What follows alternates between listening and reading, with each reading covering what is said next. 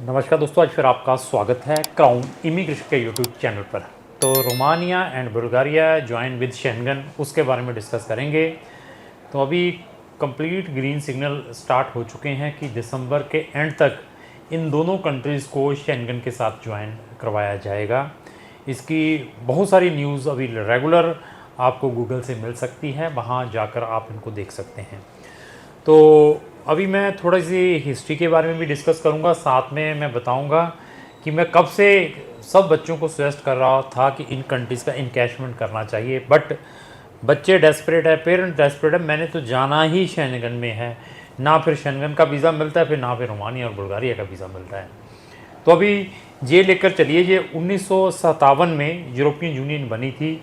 6 countries जो थे founder थे इसके, जैसे मैं फ्रांस की बात करूँ, लग्जमबर्ग की बात करूं, जर्मनी की बात करूं, इटली की बात करूं, बेल्जियम की बात करूं, तो नीदरलैंड की बात करूं, दीज आर द 6 जो फाउंडर थे यूरोपियन यूनियन के।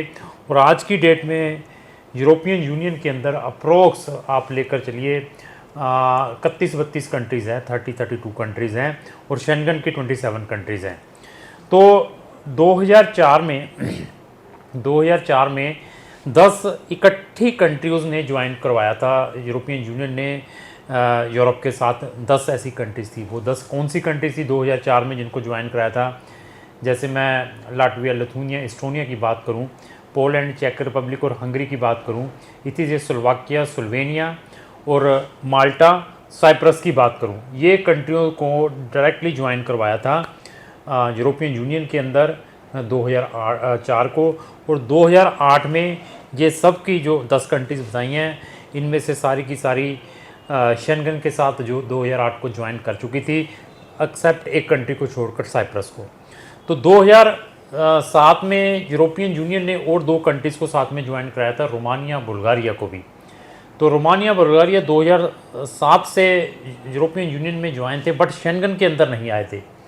तो अभी इसके ऊपर इतनी स्ट्रेटजी चली है, इतनी वर्किंग हुई है, और बहुत सारी कंट्रीज़ ने इनके अगेंस्ट भी वोट दी, फेवर में भी वोट दी। लेकिन अभी जो यूरोपियन यूनियन ने इसकी जो लास्ट मीटिंग हुई थी, उन्होंने उसके अंदर पॉजिटिव साइन दे दिया है कि at the end of December 2000 जो भी अभी हमारा 23 चल रहा है, तब हम इनको शेंगन के साथ ज्वाइन करवा देंगे। These are the latest news. तो आप मेरी कितनी भी वीडियोस उठाकर देखें, रोमानिया, बुल्गारिया, जो बच्चे साइप्रस जैसी कंट्रीज़ में जाते थे या जिनको शेंगन का वीज़ा नहीं मिलता था, उनको मैं बार बार रिकमेंड करता था कि आप अपना इस कंट्री का इनकैशमेंट करवा लें, रोमानिया और बुल्गारिया का।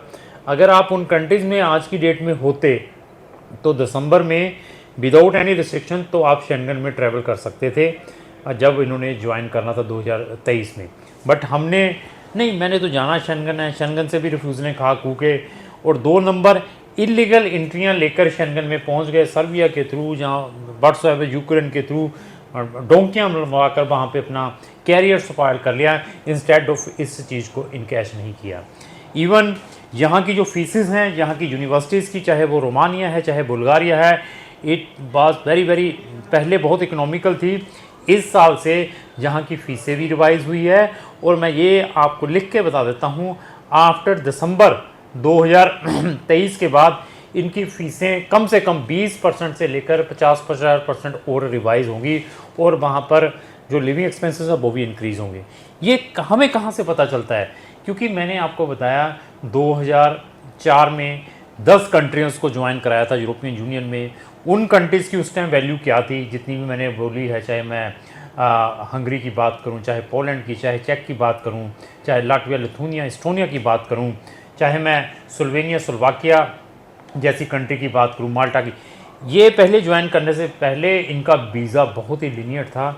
उस टाइम भी मैं लोगों को कहता था कि यार इन चीज़ों का इनकैशमेंट करें, ये कंट्रीज़ आने वाले टाइम में पोटेंशियल है इनके अंदर, दे विल डू समथिंग। आज की डेट में देखिए, हंगरी का वीज़ा डाल के, चेक रिपब्लिक का वीज़ा डालिए, आप लाटविया, लिथुनिया का देखिए वीज़ा लेना कितना डिफ़िकल्ट है। अगर आपकी प्रोफाइल अप्रोप्रिएट है, स्टूडेंट का मिल सकता है। अदरवाइज इवन इन कंट्रीज़ में उस टाइम टूरिस्ट वीज़ाज़ भी बहुत ईजी थे, सेटलमेंट पॉलिसीज़ भी बहुत ईजी थी।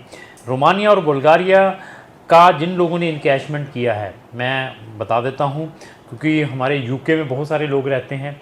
यूके में आप देख सकते हैं मैक्सिमम से मैक्सिमम लेबर ब्रेक्जिट से पहले तो वहाँ पर जो मैक्सिमम लेबर रोमानिया बुल्गारिया की थी, लोगों ने, हमारे एशियंस ने, चाहे वो इंडियन, पाकिस्तानी, बांग्लादेशी है, चाहे श्रीलंकन है, चाहे नेपालीज़ हैं, उन्होंने रोमानियन लड़कियों से मैरिज करवाकर यूके के भी पेपर लिए हैं।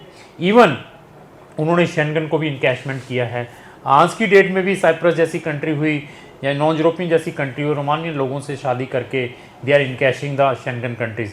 तो अभी दिसंबर के बाद ऑटोमेटिकली ही ये शेंगन में मतलब पूरे चांस है कि they have given the green signal की ज्वाइन करेंगी। अभी इस साल से क्या हुआ है, रोमानिया में we have put a number of applications.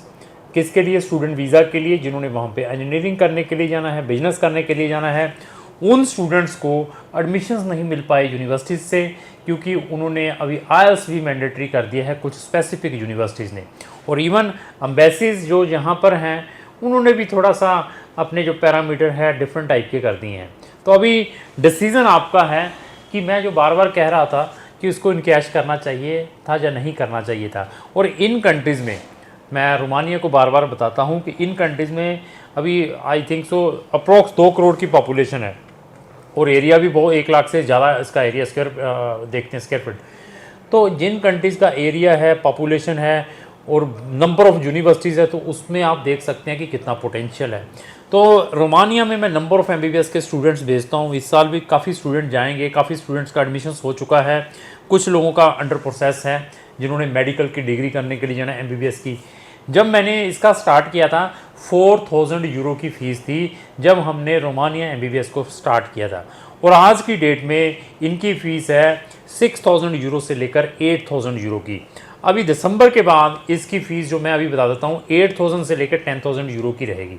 तो जो लोग उन्होंने इस साल भी इनको कैश नहीं किया, तो नेक्स्ट ईयर भी जब उन्होंने डालना है तो उनको ये फ़ीसें वहाँ पर देखनी पड़ेगी, 8000 से लेकर 10,000 रुपया जिस दिन जिसने शेंगन के साथ इसने ज्वाइन किया।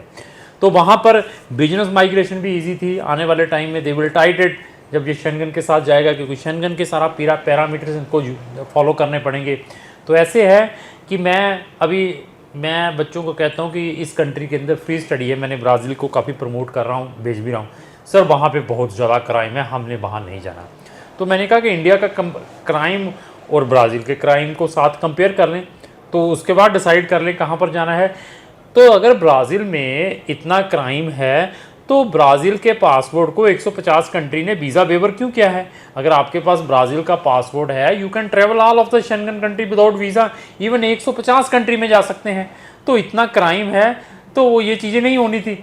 तो ऐसे ही मैं रोमानिया बुल्गारिया को भी कहता था कि भैया यहाँ चले जाओ, आपको ये साइप्रस जैसी, सिंगापुर जैसी, कोई दुबई में पढ़ने के लिए जा रहा है, कोई मॉरिशस में पढ़ने के लिए जा रहा है, उनसे 100 टाइम बेटर है। तो you will encash that thing.